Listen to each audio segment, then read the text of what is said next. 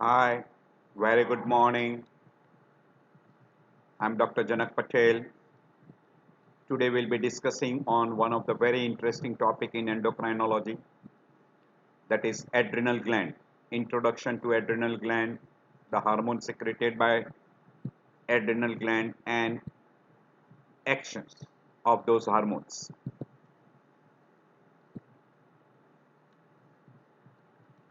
We'll be talking under the heading introduction, physiology, regulation and disorders, and what investigation you can do in a person with adrenal disorders. You know very well adrenal gland is a gland which is situated on the upper pole of the kidney on both the sides. Upper pole of the kidney on both the sides. It is consisting of an external portion we call as a cortex and central portion we call as medulla.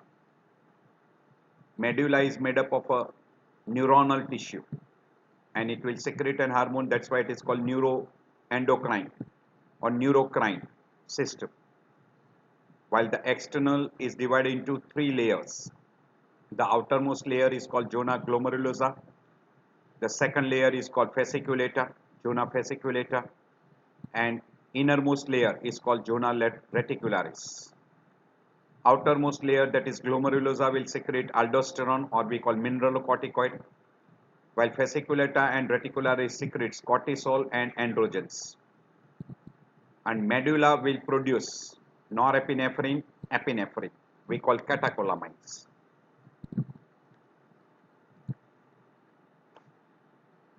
So adrenal gland is sitting on the upper pole of the kidney and it is composing of a two different layer. We call innermost layer, which is 20% of the gland, we call adrenal medulla, and it secretes epinephrine, norepinephrine, or we call adrenaline, noradrenaline.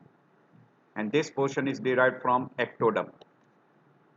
While adrenal cortex is 80% of the gland, it is the outermost layer and it will secrete glucocorticoid plus mineralocorticoid and androgens, and it is derived from mesoderm.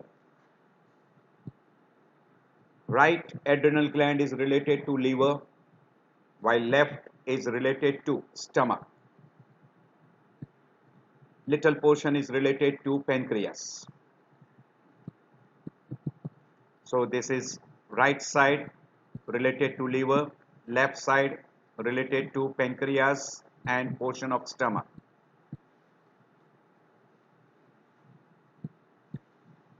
It is supplied by suprarenal artery. Suprarenal artery, these are suprarenal arteries, and also other arteries which are coming directly from aorta. And from renal artery also it gets a small branch. And it is drained into superior mesenteric vein. Sorry, renal, left renal vein and right renal vein directly. It will be drained by renal vein on the right side and the left is drained into, we call as a left renal. This is a left renal vein.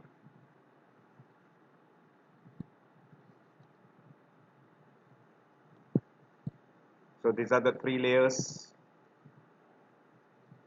Innermost layer, medulla, secreting epinephrine, norepinephrine, while glomerulosa, mineralocorticoid, fasciculata, by and large quantity of glucocorticoids, small quantity of androgens, and reticularis will secrete more of androgens, less of glucocorticoids. So that is how the distribution of hormone secretion is. So cortex is purely endocrine, while medulla made up of neuronal tissue and secreting endocrine hormones. That's why it is also called as a neuroendocrine or neurocrine system. So that is the part of adrenal gland. Part of adrenal gland. This is catecholamine secreting part, neuroectoderm,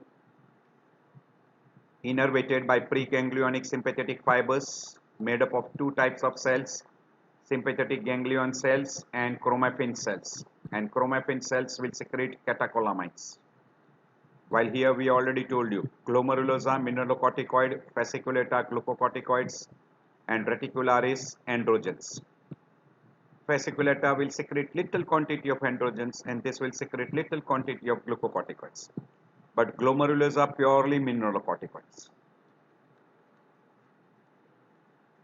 So fasciculata, reticularis, layout.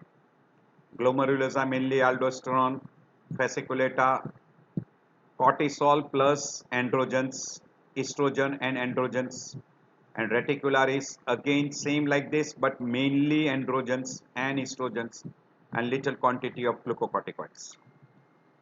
Among these androgens, it secretes or it manufactures dehydroepiandrosterone, and also adrenal androgens is manufactured in female also.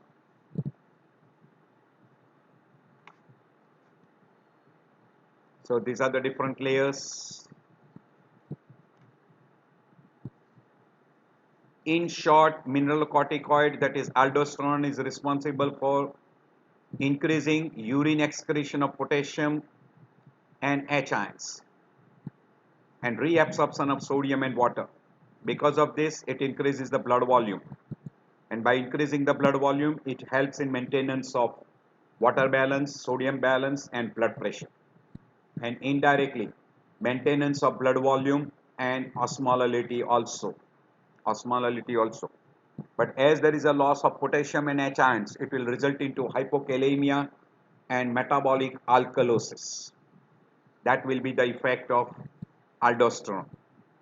While glucocorticoid, or we call cortisol, has got lot of function on water, anti-inflammatory effect, increase gluconeogenesis, increases blood sugar level, and it is a hormone for stress. While androgen will have an effect on a sex hormone precursor. It is a sex hormone precursor, and it will have an effect on development of external genital organs, external sex characters we call secondary sex characters. So roughly they say that glucocorticoid is for sugar, mineralocorticoid is for sodium, that is salt, and androgen is for sex, that is SSS. So these are the three functions roughly. This is how it is being manufactured. It is basically manufactured by what we call as from cholesterol. ACTH will stimulate adrenal cortex and cholesterol will be converted into aldosterone by external layer we call as the zona glomerulosa, and it will be also converted into cortisol by fasciculata. It will be converted into testosterone, dehydroepiandrosterone, and that will be converted further into testosterone. That will be androgens, and also small quantity of estradiol, that is estrogen hormone. Estrogen hormone. So that will be the conversion. So among the vitamin D is also activated. It is also one of the hormone which is being manufactured by kidney. So steroid hormones we call glucocorticoid, mineralocorticoids, that is cortisol and aldosterone. While among sex hormones, estradiol, testosterone, and progesterone.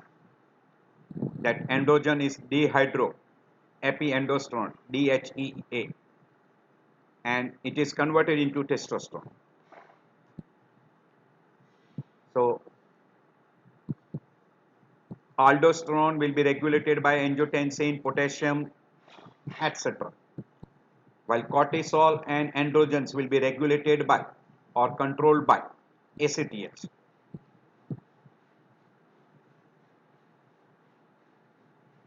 Also, ACTH will also stimulate the aldosterone production. Epinephrine, norepinephrine will be regulated by autonomic nervous system. So ACTH, which is manufactured by anterior pituitary, that is beta cell, that will be acting on a adrenal cortex, and will stimulate the cortisol. It will stimulate all the production, means cholesterol will be converted into mineralocorticoids, glucocorticoids, and testosterone. So it will be converted into that. And intermediate product, while production of a testosterone will be dehydroepiandrosterone, and also part of estradiol will be also manufactured, that is estrogen hormone. So this will be the production by ACTH stimulation, mineralocorticoids, glucocorticoids, and sex hormones. And among sex hormone, dehydroepiandrosterone, which will be finally converted into testosterone, and also it will be converted into estradiol. Now this particular glucocorticoid will have an effect, negative feedback mechanism at the level of pituitary, and it will inhibit the production of ACTH. Also it will have effect on hypothalamus, inhibiting CRH, which stimulates anterior pituitary to produce ACTH. So CRH will stimulate, but CRH can be also inhibited by excess level of glucocorticoid. So decreased level of mineralocorticoid, decreased level of glucocorticoid will stimulate ACTH production as well as CRH production, but increased level will inhibit.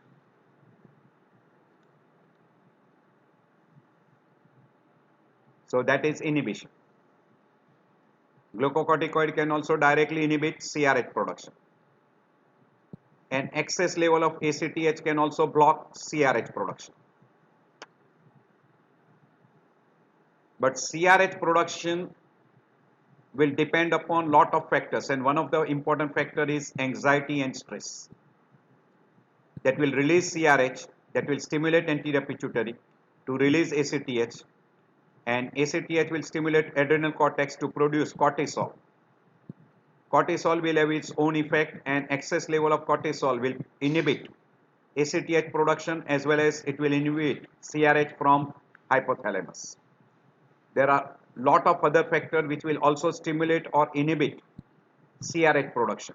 Normal stimulation of CRH production will be by circadian cycle, stress, which can be physical, emotional, hypoglycemia, exposure to cold, pain, etc.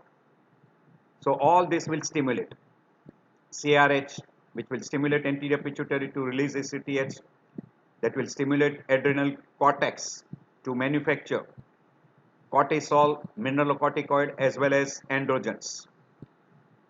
So ACTH will stimulate all the three hormones, but cortisol will have a inhibitory effect at the level of hypothalamus as well as inhibitory effect on the anterior pituitary.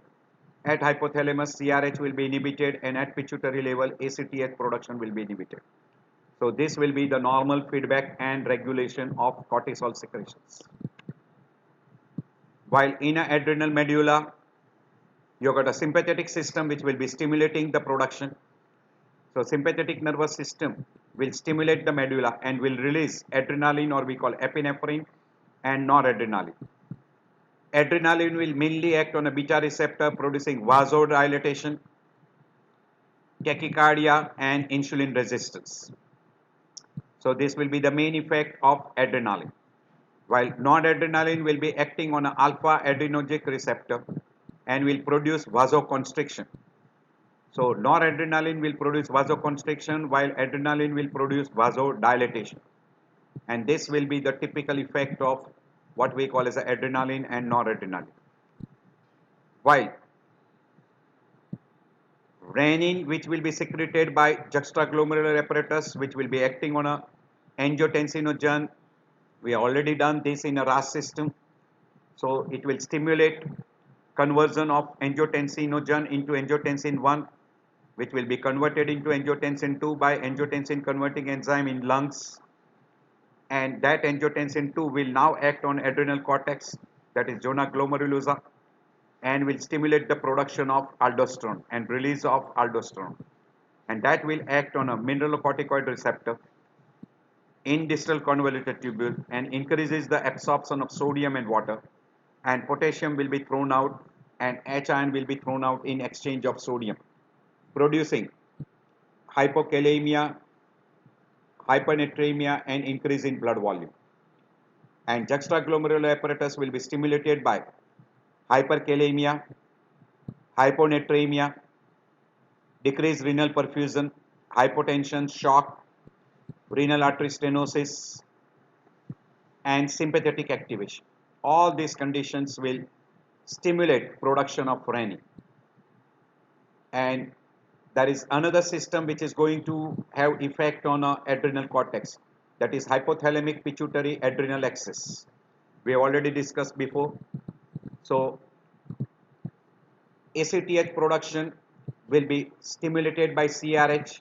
We have shown you in this that CRH production will be stimulated by circadian rhythm, physical stress, emotional stress, hypoglycemia, cold exposure, pain, etc., which will release CRH, which will be acting on an anterior pituitary releasing ACTH, and that ACTH will be acting on adrenal cortex, and by acting on an adrenal cortex, that is fasciculata and reticularis, producing androgens and cortisol. So these two hormones will be produced. Mainly aldosterone will be produced by angiotensin 2, will be stimulated by angiotensin 2, not by ACTH. So this is a separate mechanism. So this will produce androgens which will be acting on androgen receptor and giving rise to what we call as secondary sex characters.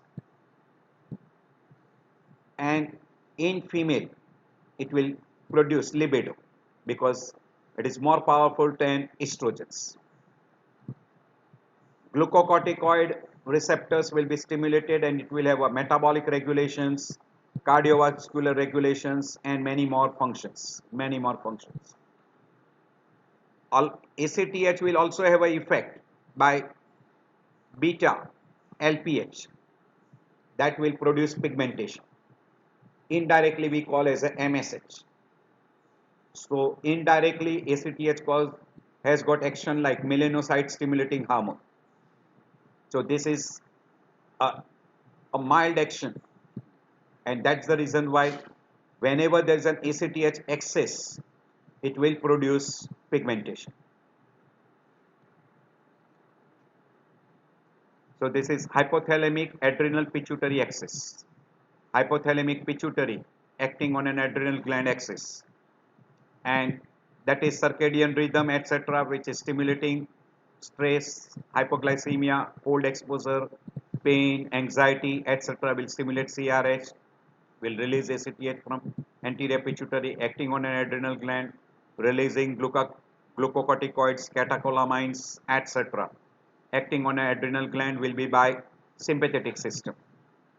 And this cortisol will have an inhibitory effect at the level of hypothalamus as well as inhibitory effect, what we call as a negative feedback mechanism at the level of anterior pituitary. And this glucocorticoid will have effect on immune system, muscles, on protein metabolism, glucose metabolism, liver, fat cells, on cardiovascular system, sympathetic system, lot of area we'll be discussing in detail in further slides. So this is how the action starts. So glucocorticoid will combine with the receptor. After combining with the receptor, it will give rise to formation of a binding hormone to the receptor, gene activation, messenger RNA formation, which will be converting translation into protein synthesis. So it will be initially protein synthesis will start, and then you will have a target cell response, and that will be how the cortisol will be acting.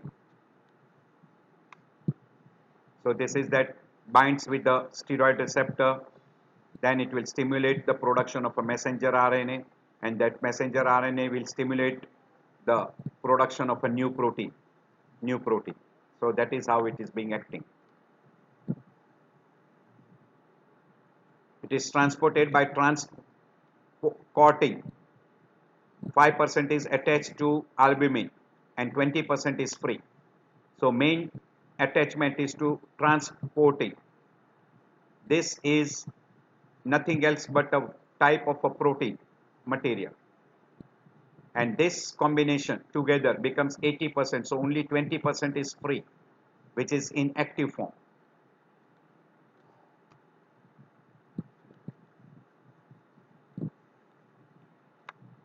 And every day cortisol production is from 8 milligram to 25 milligram in 24 hours.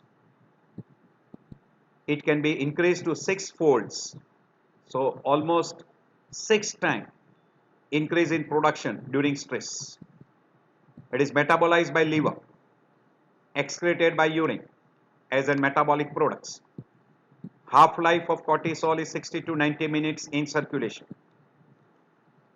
And biological half-life is longer because effect persists for longer even after the steroid is removed from plasma.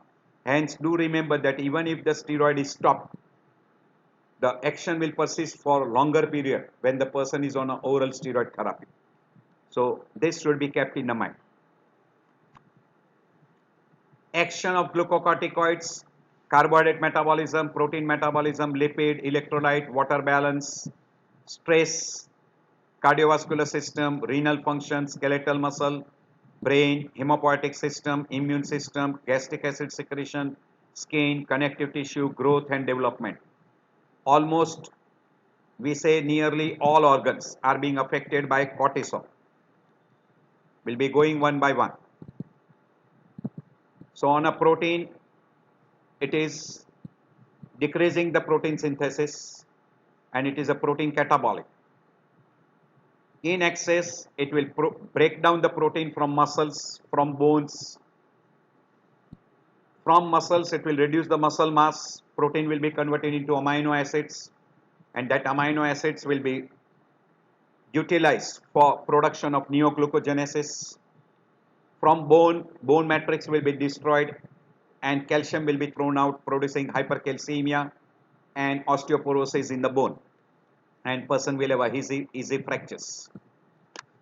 Glucose formation will be there because of the glycogenolysis, neoglucogenesis, that will be done by liver. Fat cells will be broken down, and you will get a formation of a free fatty acids, and that free fatty acids can be utilized for neoglucogenesis. During stress, it will increase glucose level and also have a neoglucogenesis. We'll be showing you what is the effect during stress. It has got anti-inflammatory effects. So it decreases the inflammation by decreasing the T cell and B cells, and that will be anti-inflammatory effect. But at the same time, it is acting as an immunosuppression by decreasing the immune response. That is by decreasing the number of T cells and B cells. Hence, this is dangerous. So in presence of infection, immunosuppression action will be dangerous one. It decreases the calcium absorption and increases the excretion by kidney, and thus producing hypercalciuria, and can produce nephrolithiasis. On brain, it produces activations. So person will be anxious, will be excited.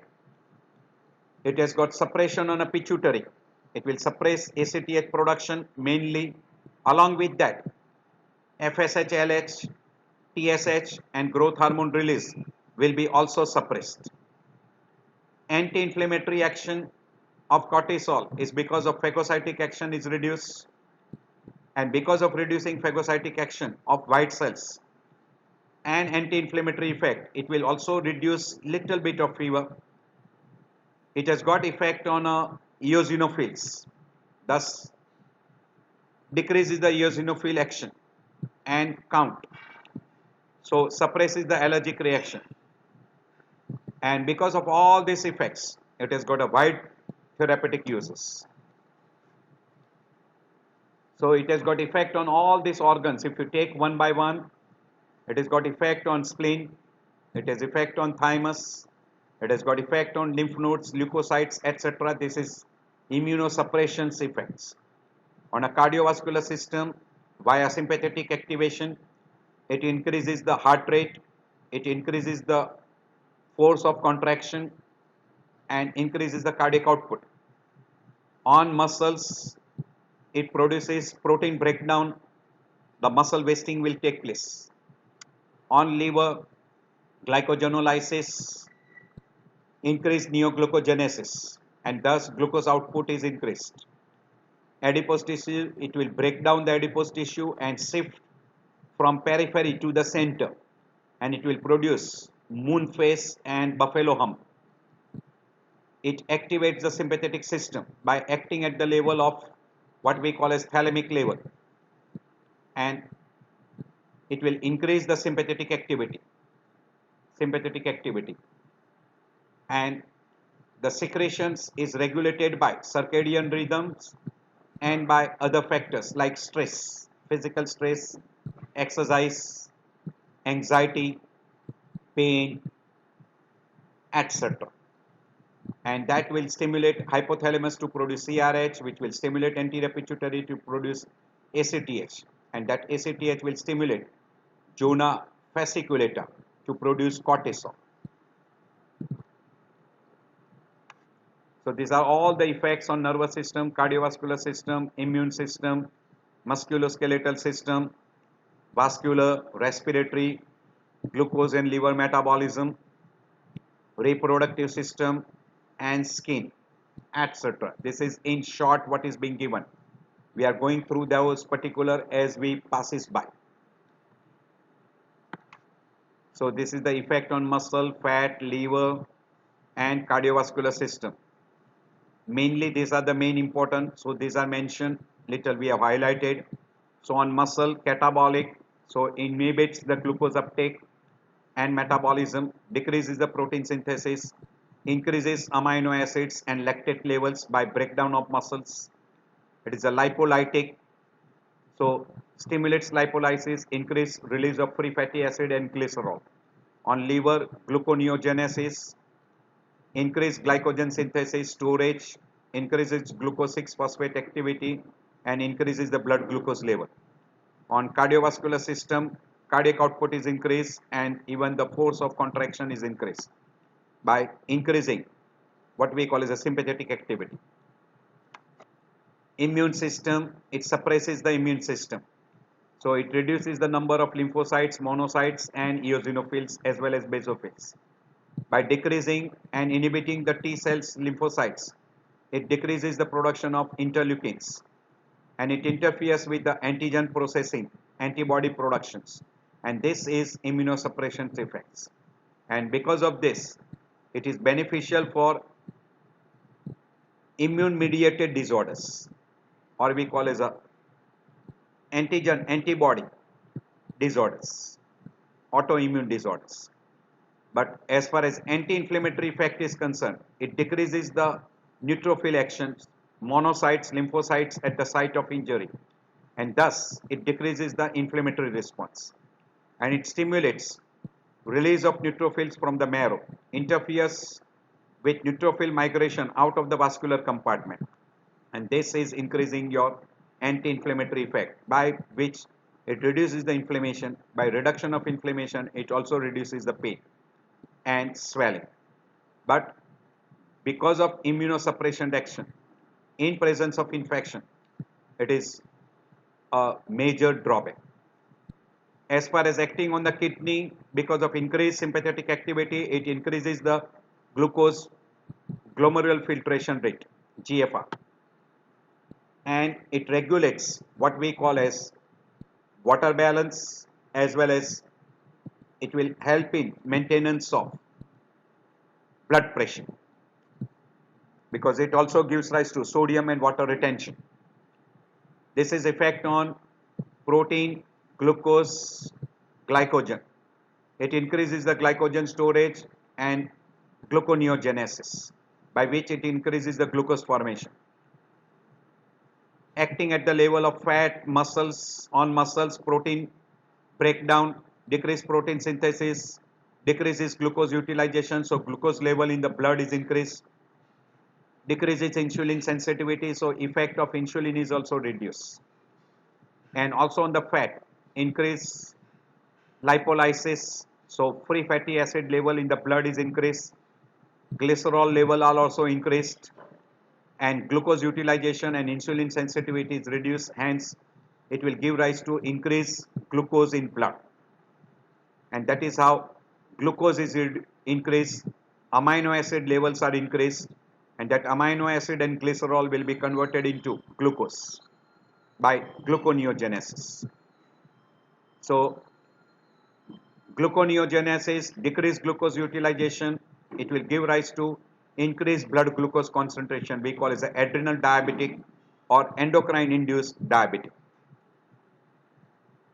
And very high level of glucocorticoid can reduce the sensitivity of many tissue for effect of insulin and glucose uptake, and thus in spite of increased glucose level, the person cannot utilize sugar, and person will also have a negative nitrogen balance and hyperglycemia.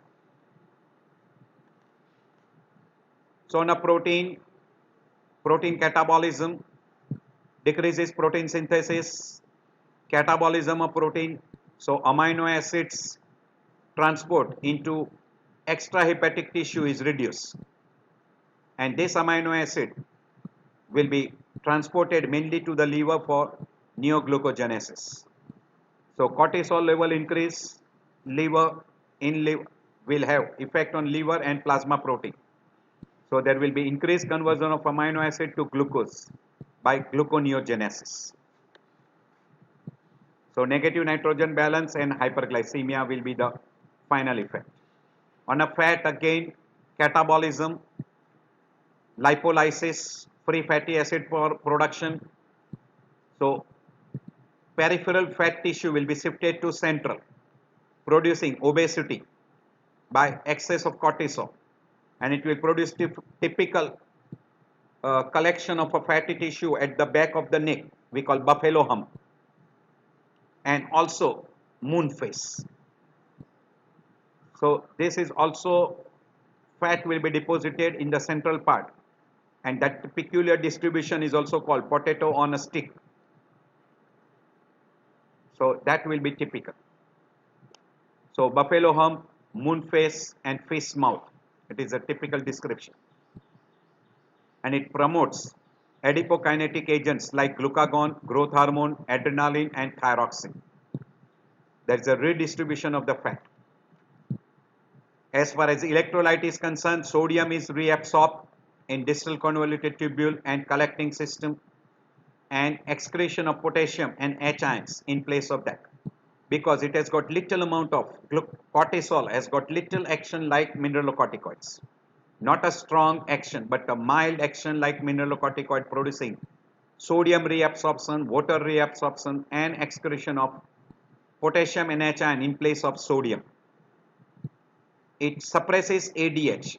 Because of suppression of ADH, there will be increased metabolism of ADH by liver, and because of this the person will get diuresis and water depletion, and this is one of the phenomena which takes place very peculiarly because of excess of cortisol. So in Addison's disease there will be peculiar effect, there will be no edema. So in Addison's disease you will have a sodium loss, shrinkage of extracellular fluid, cellular hydration will take place, hypodynamic states means hypovolemia and circulatory collapse, and person will develop a renal failure and may die because of severe shock. On calcium metabolism, it inhibits the intestinal absorption of calcium, it increases the renal excretion of calcium. So excess of calcium loss from the bones, because it breaks down the bone matrix and calcium is shifted from the bone into blood, producing hypercalcemia, and that calcium is thrown out in kidney. So vertebra, ribs, bones, etc. becomes osteoporotic, and those bones are more prone to fracture also, and that will be the typical effect. On a muscle, the weakness takes place because there is a muscle wasting and myopathy, while in a case of decreased level of cortisol, there is a hypodynamic circulation, and that also produces muscle weakness. On water excretion, glucocorticoids will maintain normal GFR, but in adrenal insufficiency, that is cortisol level less, it will excrete out water, and capacity to excrete water is lost and will produce water intoxications.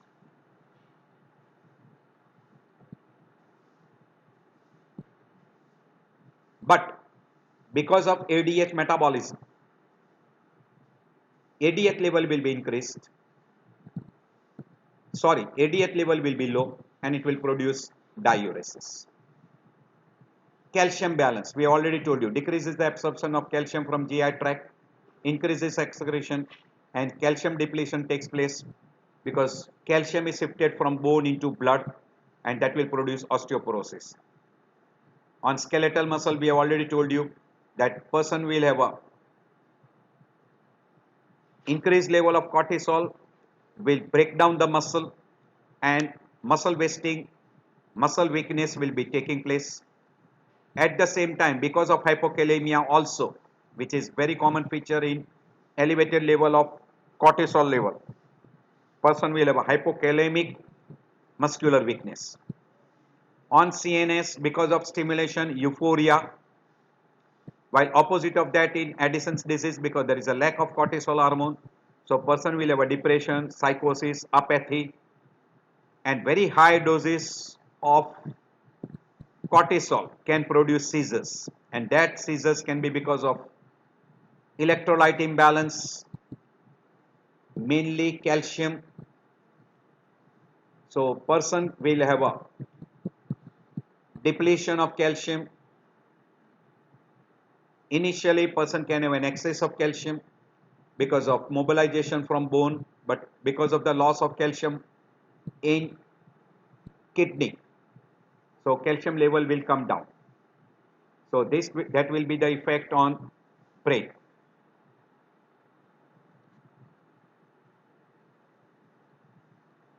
Central nervous system, we already told you. In addition, you will have a decreased irritability, lack of concentration, and increased sensitivity to gustatory stimulus. In cortisol excess, there is a brain excitability, and person can have a decreased threshold, and person can get convulsions also. And also it can give rise to raised intracranial pressure, and typical condition we call pseudotumor cerebri can occur. It is rare, but it can occur. Already we have mentioned regarding the action on muscle, that is in lack there is a decreased performance, and in excess the muscle mass is reduced and there is a wasting of muscle, and also there will be hypokalemic effect on muscle. So we call steroid myopathy. On hemopoietic system, it increases the lifespan of red blood cells, it increases the platelet number, increases neutrophil, but decreases monocytes, lymphocytes, T and B lymphocyte, eosinophil. By decreasing the eosinophil, allergic manifestation is reduced, and by decreasing monocytes and lymphocytes, immunosuppression action. On connective tissue, it decreases the collagen synthesis, hence delays in healing process. So when given in a large doses, it will delay the wound healing, and it decreases the lymphoid tissue.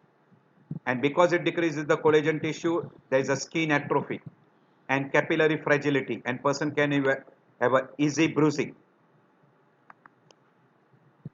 So anti-inflammatory effect, local reaction, tissue damage, fibroblastic activity is reduced, pyrogens action is reduced because of action on eosinophil, anti-allergic action, because of action on monocytes and lymphocytes, anti-inflammatory effect.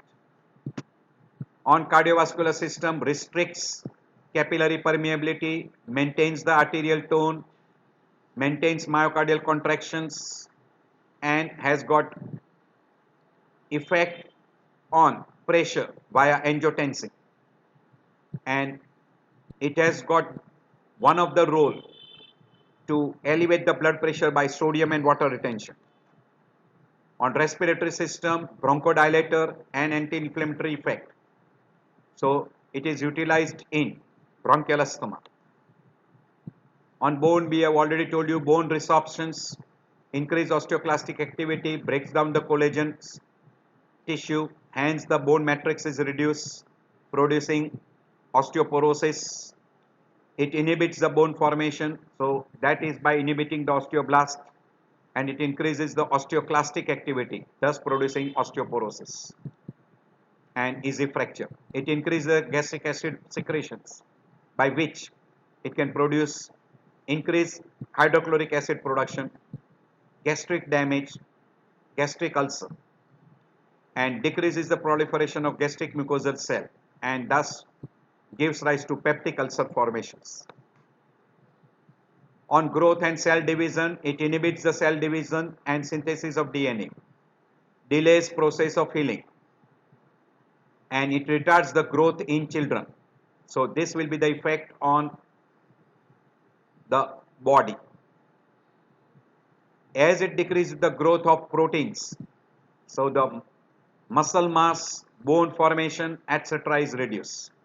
So the limbs are thin and there is a central obesity. Also, because there is no synthesis of protein, there is no growth. There is a decreased fibrinoblastic activity, hence there is no healing process. So it will delay the healing of a wound. In fetal developments, during fetus, maturation of the lung is delayed because of cortisol defects, especially with production of a surfactant. Also, maturation of a GI tract enzymes are also delayed because of lack of cortisol. So this will be, as far as stress is concerned, short-term stress response, long-term stress response. As soon as the stress, there is a stimulation of what we call as a nerve center, or we call autonomic nervous system center in hypothalamus, which will stimulate via sympathetic system, adrenal medulla, release epinephrine, norepinephrine. So you should understand very well, this particular phenomena is because of sympathetic stimulation, and that is stimulating medulla to release adrenaline and noradrenaline, or we call epinephrine, norepinephrine, which will increase glucose level, which will elevate your blood pressure, increase respiratory rate, so provides more oxygen, increases metabolic rate, and increases the blood flow. While as far as the long-term effect is concerned, it will stimulate CRH, and by stimulating CRH, ACTH release, and that will stimulate adrenal cortex and release mineralocorticoid and glucocorticoid. Glucocorticoid will convert protein and fat into glucose by neoglucogenesis, and it will suppress immune system. While acting via mineralocorticoid, sodium and water retention increases the blood volume and helps in elevation of blood pressure. So these are the effect on stress. Short-term stress is mainly by adrenaline and noradrenaline, while long-term is because of mineralocorticoid. But glucocorticoid action is not favorable. It is not favorable because it delays healing process. So this is stress response. We have got short-term stress response, long-term stress response. We have already mentioned. So do keep it in mind. So by acting by a glucocorticoid, it also increases the glucose level. Neoglucogenesis elevates the glucose level, so hyperglycemia, and suppresses the immune system. This is called adaptation syndrome, general adaptation syndrome. Whenever there is a fight or a flight, there is a short-term adaptation response. We have already told you this particular sympathetic system activation, epinephrine, norepinephrine release, which will mobilize the glucose reserve, increases the blood perfusion, increases the heart rate and respiratory rate, and increases the energy utilization by cell. This is called acute phase reaction, acute response, or a short-term response. And this will be a long-term response, we have already mentioned. And that will be by acting at the level of adrenal cortex, releasing mineralocorticoid and releasing glucocorticoid. So we already discussed this. So whenever there is a collapse, this will be the response. We already mentioned regarding anti-inflammatory response, immune response, immunosuppression effects, effect on allergy by decreasing the eosinophil activity and basophil activity, and also acting by immune suppressions. This is anti-inflammatory effect. What are the mediators which are being affected? These are all those mechanisms by acting at the macrophage levels. What are the hormones which are being affected? Collagenase, elastase, plasminogen activators, etc. And this is in detail. At your leisure time, you can go through. This is anti-inflammatory effect by which action, and this is immunosuppression action by acting on the lymphocytes. This is by acting on the leukocytes and monocytes.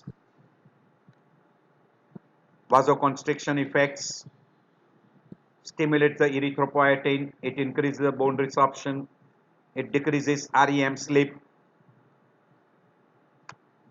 maturation of brain, retina, skin, maturation of lung, maturation of GI tract in fetus. Direct effect we call physiological effect, pharmacological effect, adverse effects. So in a normal concentration, physiological effect. The dose given for the therapy is called pharmacological effect. And when there is a continuous and excess of dose given, we call adverse effects. Extension of pharmacological effect will be adverse effects. So there are two types of adverse effect. One because of sudden withdrawal, which can give rise to sudden suppression of hypothalamo pituitary adrenal axis, and that can give rise to acute adrenal insufficiency. So always keep it in mind, never stop glucocorticoids suddenly, gradually taper off.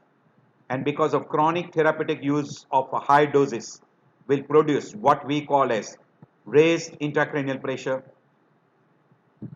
papilledema, and also produces what we call as pseudotumor cerebri, and can also end up with Cushing syndrome. So this will be the adverse effect. High blood sugar, hypertension, vertigo, blood vision, loss of hairs, menstrual irregularity, hirsutism, depression, cognitive impairment, emotional instability, easy fatigability, and all this acne, moon face, weight gain, purple stria. You can have ecchymosis, pendular abdomen, skin subcutaneous tissue is lost. You will have a delayed wound healing, thin extremities, bronze skin, supraclavicular fat pad we call buffalo hump, red cheeks, thinning of hair, acne, etc. All these are the findings what you can see in a person with high doses continued for a longer period. These are all those symptoms and signs we call Cushing syndrome. So you can come across all these particular, plus even gastric ulcer, osteoporosis, cataracts, growth inhibition in children. So these are all side effects. At your leisure time you can go through. Indirectly we will be discussing all this in a Cushing syndrome. So this is Cushing syndrome, and Cushing syndrome can be because of pituitary adenoma we call primary, ectopic ACTH secretions, adrenal tumors, familial Cushing syndromes, and drug related. You can come across any one of these conditions. But when it is because of pituitary, we call that as a Cushing disease. While other than pituitary adenoma. We call that as a Cushing syndrome.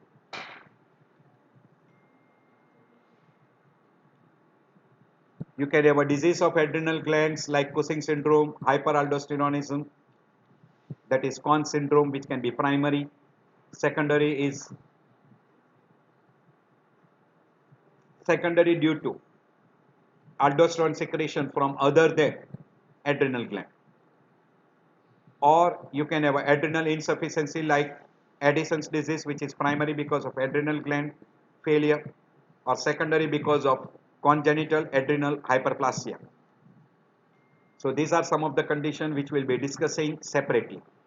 Disorders, that is Addison's disease, we'll be discussing separately, and this is glucocorticoid disorders. And for glucocorticoid disorders, you can do blood levels and urinary free cortisol levels, and try to find out whether the cortisol production is increased or decreased. There are stimulation tests, ACTS stimulation test, CRH stimulation test, and metirapon stimulation test. Suppression test is done by using dexamethasone, which is a low dose and high dose test.